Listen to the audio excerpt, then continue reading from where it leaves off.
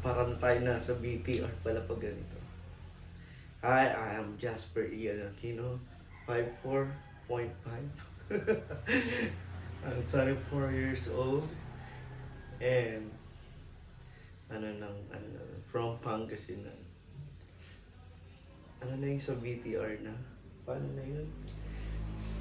Yung yes. Ayan. Ano tayo? Happy na yes. Yes! Sad. Yes. Exciting. Yes! English. Yes!